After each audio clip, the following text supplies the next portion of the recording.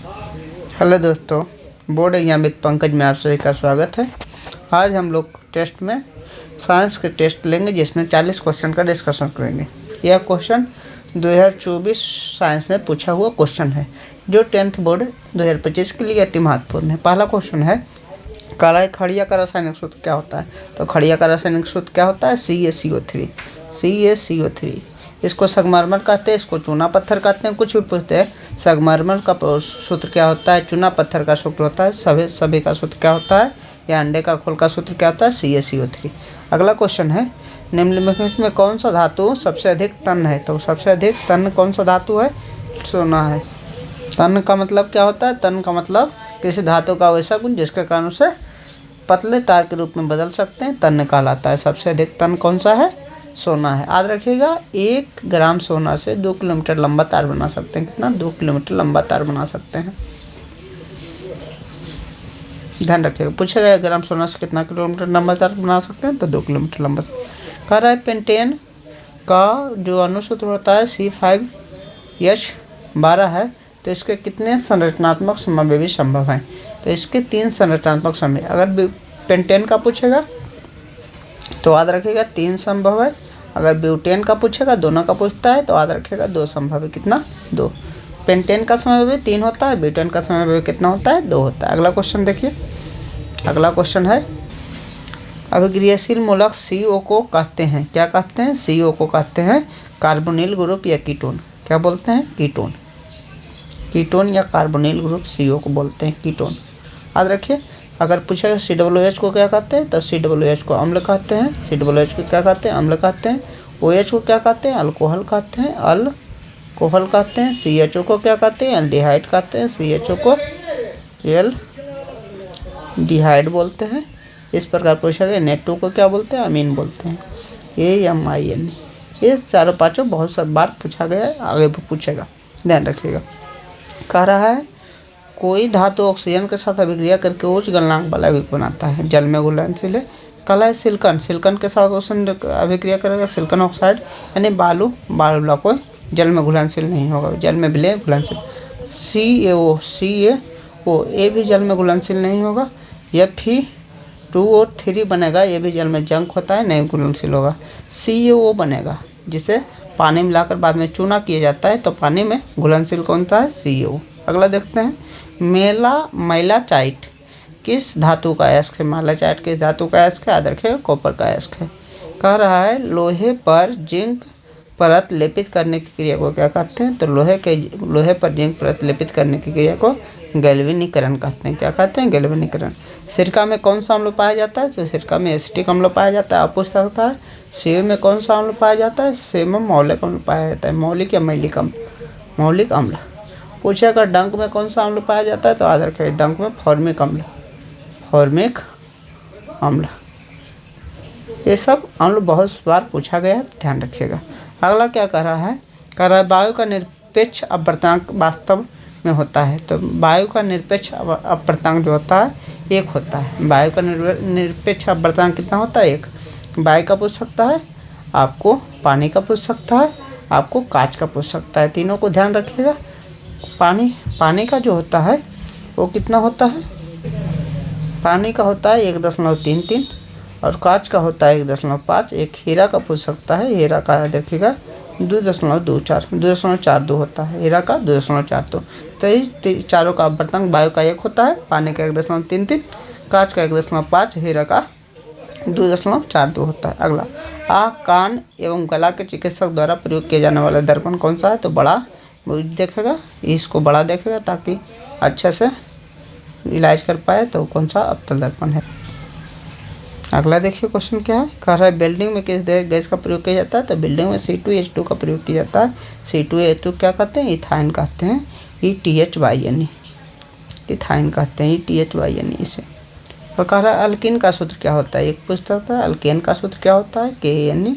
एक पूछता है अल्कीन ALKENE, एक अल्काइन ALKYNE। तीनों का सूत्र पूछता है, तो याद रखिएगा इसका सूत्र होता है CnH2n, इसका सूत्र होता है, इसमें 2 जोड़ दीजिए, CnH2n+2, और इसका सूत्र होता है CnH2n-2। याद रखना आसान है। बीच वाला जो है CnH2n, ऊपर वाला है तो प्लस है CnH2n+2, अंतिम वाला बाई यानी CnH2n-2। आंसर कौन सा है? अल्किन पूछ रहा है यानी CnH2n। आंसर कौन सा होगा? सी। अगला देखिए, कह रहा है निम्न कौन सा स्वच्छ ईंधन है? स्वच्छ ऊर्जा का मतलब क्या है? जिससे प्रदूषण कम होता है। कोयला जलाने से प्रदूषण होगा, लकड़ी जलाने से प्रदूषण होगा, प्राकृतिक गैस को जलाने से प्रदूषण नहीं होगा। तो स्वच्छ ऊर्जा कौन सा है? प्राकृतिक गैस है। अगला क्वेश्चन देखते हैं, हमारा शरीर किस pH परास के बीच कार्य करता है? तो हमारा शरीर का pH मान जो होता है 7 से 7.8 होता है। ध्यान रखिएगा। पूछेगा नींबू का pH मान कितना होता है? नींबू का pH मान 2.4 या 5 के बीच होता है। 2 से 3 के बीच नींबू pH। कहेगा शुद्ध जल का pH मान दो जाए, शुद्ध जल का pH मान कितना होता है? 7 के आसपास होता है। अगला देखिए, ग्लूकोज का रासायनिक सूत्र क्या है? ग्लूकोज का रासायनिक सूत्र C6H12O6 है। ग्लूकोज का रासायनिक सूत्र क्या है? C6H12O6 है। अगला है, सोडियम की परमाणु संख्या कितनी है? तो सोडियम अधिक अभिक्रियाशील तत्व है जिसकी परमाणु संख्या कितनी होती है? 11 होती है। इसे किरोसिन में रखते हैं, किरोसिन में रखा जाता है। इसे चाकू से भी काट सकते हैं। पूछ सकता है कौन सा तत्व को किरोसिन में रखा जाता है? सोडियम। कौन सा तत्व को चाकू से काटा जा सकता है? तो भी सोडियम। अगला क्वेश्चन देखते हैं, कह रहे हैं मैग्नीशियम की परमाणु संख्या 12 है, इसकी संयोजकता कितनी होगी? तो मैग्नीशियम को पहले इलेक्ट्रॉनिक विन्यास में तोड़ेंगे। कैसे टूटता है? 2 8 8 18 18 32 में इस प्रकार टूटता है। इसको तोड़ेंगे, 2 8 10 हुआ, 8 लिख देंगे, 18 ज़्यादा हो जाए, हमको बड़े 2 8 10 और 2 12। या तो 2 निकाल सकते हैं या इसको 8 पुराना है तो छोड़ डाल सकते हैं। तो ज़्यादा आसान कौन है? 2। तो संयोजकता क्या होती है? वो 2 हमारा 2 हो जाएगी। अगला देखिए, क्वेश्चन कह रहा है निम्नलिखित में किस धातु का विस्थापन उसके लवण के विलयन से लोहा द्वारा होता है? कह रहा है किस धातु का विस्थापन उसके लवण के विलयन से लोहा द्वारा होता है? लोहा द्वारा किसका विस्थापन होगा? यानी लोहा जो है अधिक जो विस्थापित लोहा द्वारा विस्थापन होगा, यानी लोहा से कम विक्रियाशील होगा। तो सोडियम तो सबसे ज़्यादा विक्रियाशील है, मैग्नीशियम भी ज़्यादा विक्रियाशील है लोहा से, और कैल्शियम भी लोहा ज़्यादा विक्रियाशील है। तो कौन सा होगा? जो लोहा से कम विक्रियाशील रहेगा वही लोहा, माने लोहा उसी को विस्थापित करेगा। तो लोहा किसको विस्थापित करेगा? जो लोहा माने ज़्यादा विक्रियाशील होना चाहिए, यानी कम विक्रियाशील वाला इसमें कौन सा है? तांबा। आंसर तांबा होगा। अगला है, इथाइल अल्कोहल का व्यापारिक उत्पादन किस विधि द्वारा किया जाता है? इथाइल अल्कोहल का मतलब क्या है? शराब। शराब का उत्पादन किण्वन विधि द्वारा किया जाता है। बहुत बार बताए होंगे कि क्या होता है किण्वन विधि। किण्वन विधि होता है ग्लूकोज का ऑक्सीजन की अनुपस्थिति में ईस्ट की प्रतिक्रिया द्वारा शराब बनाने की क्रिया ग्लूकोज होता है। शराब क्या होता है? इथाइल अल्कोहल होता है। अगला क्वेश्चन देखिए, कह रहा है कली चूना का सूत्र क्या होता है? कली चूना को CaO कहते हैं। या पूछे चूना जल, चूना जल का सूत्र क्या होता है? कन्फ्यूज नहीं कीजिएगा, जल CaOH2, अगर इसमें जल मिलाया जाता है तो चूना जल हो जाता है। ये कली चूना है और यह क्या है? चूना जल है। अगला क्या है? आयोडीन नमक का सूत्र NaCl है, NaCl है। दोनों में देखिए आयोडीन मिला हुआ है, तो दोनों इसमें यहाँ आयोडीन है, इसमें यहाँ आयोडीन है। तो आंसर कौन सा होगा? हमारा C आंसर होगा। अगला कह रहा है प्लास्टर ऑफ पेरिस का सूत्र क्या होता है? तो प्लास्टर ऑफ पेरिस का फॉर्मूला आता है CaSO4 × ½ CaSO4 का मतलब कैल्शियम सल्फेट, कैल्शियम सल्फेट और क्या है? हाफ हेमीहाइड्रेट, हाफ के हेमीहाइड्रेट बोलते हैं, कैल्शियम सल्फेट हेमीहाइड्रेट, हेमी या सेमी हाफ को बोलते हैं। अगला क्वेश्चन देखते हैं, कैथोड किरणों में क्या उपस्थित होता है? तो कैथोड किरणों में क्या उपस्थित होता है? इलेक्ट्रॉन। कैथोड किरणों में क्या उपस्थित होता है? इलेक्ट्रॉन। कवक में पोषण की कौन सी विधि है? तो कवक मरे हुए जीवों से पोषण प्राप्त करता है, यानी मृतोपजीवी है। कवक कैसा है? मृतोपजीवी। कवक का मतलब जो उजला फंगस होता है उसे कवक कहते हैं। निकट दृष्टि दोष को किस लेंस द्वारा हटाया जाता है? बहुत बात बताएंगे। एक होता है निकट दृष्टि दोष, एक होता है दूर दृष्टि दोष, एक होता है उत्तल दर्पण, एक होता है कौन सा? उत्तल दर्पण, एक होता है अवतल दर्पण। अवतल दर्पण, एक उत्तल दर्पण नहीं, लेंस। तो बड़ा वाला नाम निकट बड़ा वाला नाम है, तो बड़ा वाला साथ में लेगा। अवतल बड़ा है, देखिए दूर छोटा वाला है, तो अवतल उत्तल में कौन छोटा है? ये उत्तल छोटा वाला है। तो निकट दृष्टि दोष है तो कौन सा होगा? अवतल होगा। अगर बेलनाकार पूछ देगा, बेलनाकार का मतलब कौन से? अबिंदुकता का इलाज किया जाता है। अबिंदुकता एक दोष होता है जिसमें खड़ी या पड़ी वस्तु नहीं अच्छे से दिखाई देती है। तो अबिंदुकता का इलाज किसे? बेलनाकार द्वारा। बाइफोकल किसका उपचार किया जाता है? जरा दृष्टि दोष से किसका उपचार किया जाता है? बाइफोकल द्वारा, जरा दृष्टि दोष। बता दिए, उत्तल से किसका? उत्तल से दूर और निकट से अवतल। अगला देखिए, नेत्र में प्रवेश करने वाली प्रकाश का अधिकांश अपवर्तन होता है। कहाँ से हो जाता है? तो दृष्टि पटल कॉर्निया के बाहरी पृष्ठ से ही नेत्र में प्रवेश करने वाली किरणों का अधिकांश परावर्तन हो जाता है। अगला क्वेश्चन है, कह रहा है लेंस की क्षमता का मात्रक क्या है। लेंस की क्षमता का मात्रक याद रखिए डायोप्टर होता है। और उत्तल लेंस में यह होता है, लेंस की क्षमता जो होती है प्लस होती है, अवतल में क्या होती है, अवतल में माइनस होती है। अवतल में क्या होती है, माइनस होती है। या तो लेंस की क्षमता पूछे या फोकस दूरी, उत्तल में प्लस और अवतल में क्या होती है, माइनस होती है। अगला देखिए, मानव नेत्र में किस प्रकार का लेंस पाया जाता है। तो मानव नेत्र पढ़ते हैं उसमें उत्तल लेंस पाया जाता है। ऐसे करके पारते हैं, सीरियरली मसल से लगा हुआ होता है। तो कौन सा लेंस होता है, उत्तल लेंस होता है। अगला क्वेश्चन देखते हैं, हजामत के बनाने में किस दर्पण का प्रयोग किया जाता है। तो हजामत को बनाने में दाढ़ी और बड़ा बने ताकि हजामती को बनाने में सुविधा हो, इसलिए किस लेंस का प्रयोग किया जाता है, अवतल। क्यों, क्योंकि अवतल लेंस में अगर वस्तु को फोकस और कहाँ रखते हैं, फोकस और ध्रुव के बीच रखते हैं तो इसका बड़ा प्रतिबिंब बनता है। बड़ा प्रतिबिंब कहाँ बनता है, उस बगल बनता है। बड़ा और सीधा प्रतिबिंब बनता है और बड़ा बनता है तो अच्छे से हम हजामती जो होता है वो हजामत कर पाता है बाल और दाढ़ी का। अगला क्वेश्चन है, कह रहा है किसी वस्तु का अवतल दर्पण द्वारा प्रतिबिंब आभासी, सीधा और वस्तु से बड़ा बनता है, उसका स्थिति कहाँ होगा। तो उसका स्थिति क्या होगा, ध्रुव और फोकस के बीच आभासी, सीधा और बड़ा बनता है। तो आंसर कौन सा, ध्रुव और मुख्य फोकस के बीच कौन सा है, दर्पण के ध्रुव और फोकस के बीच आंसर डी है। देख याद रखिएगा, जब कहेगा बड़ा प्रतिबिंब बन रहा है तो कहाँ रखेंगे, दर्पण के ध्रुव और फोकस के बीच।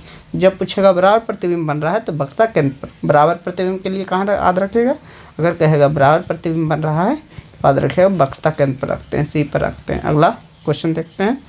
अगला क्वेश्चन है, प्रकाश की किरण के मोड़ने की क्षमता को क्या कहते हैं। प्रकाश की किरण को मोड़ने की क्षमता को कहते हैं लेंस की क्षमता। इसी को इसका एसआई मात्रक डायोप्टर होता है। इसका फॉर्मूला होता है 1/f। कभी कभी कहते हैं फोकस दूरी के व्युत्क्रम को लेंस की क्षमता कहते हैं। यह परिभाषा क्या होता है, परिभाषा होता है प्रकाश की किरण को मोड़ने की क्षमता क्या होती है, लेंस की क्षमता कहलाती है।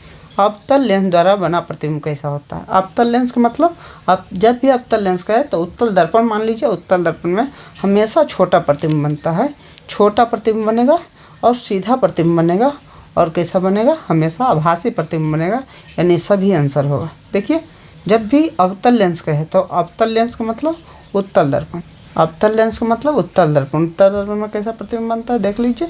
ये अवतल लेंस में प्रतिबिंब बना के दिखा देते हैं। प्रतिबिंब कैसा बनेगा, देखिए यहाँ पर कोई भी यहाँ से जाएगा, यहाँ जाएगा, उसके बाद एक क्या होगा, फैल जाएगा। पता कहाँ लगेगा कि आ रहा है फोकस से। उसके बाद क्या होगा, दूसरा सी से मिलाएंगे, इसको कहाँ से मिलाएंगे, सी से मिलाएंगे। एफ होगा, यहाँ सी से मिलाएंगे। इस प्रकार सी से मिलाएंगे तो हमारा प्रतिबिंब छोटा बनेगा, सीधा बनेगा, आभासी बनेगा, यानी आंसर कौन सा होगा, इनमें से सभी डी आंसर इसका हुआ। अगला, जिन शब्द किसने प्रस्तुत किया। जिन शब्द किसने प्रस्तुत किया, जोहान्सबर्ग ने जिन शब्द प्रस्तुत किया, यानी जिन शब्द किसने दिया, जोहान्सबर्ग ने। कह रहा है किसमें द्विखंडन नहीं होता है। तो प्राइमेशियम में होता है, अमीबा में होता है, यूग्लिना में होता है। या किस में नहीं होता है, ईस्ट में। ईस्ट में और मुकुलन होता है। ईस्ट में क्या होता है पूछेगा, मुकुलन किस में होता है, मुकुलन हाइड्रा और ईस्ट में क्या होता है, हाइड्रा और ईस्ट में मुकुलन होता है। हाइड्रा और ईस्ट में क्या होता है, मुकुलन होता है। अगला क्वेश्चन देखते हैं, परागकण निम्न में किसके अंदर बनते हैं। तो परागकण किसके अंदर बनते हैं, परागकोश के अंदर। परागकोश जो होता है ऐसा कुछ संरचना होता है, इसमें परागकोश में क्या होता है, इसमें परागकण होते हैं। तो परागकण किसके अंदर बनते हैं, परागकोश।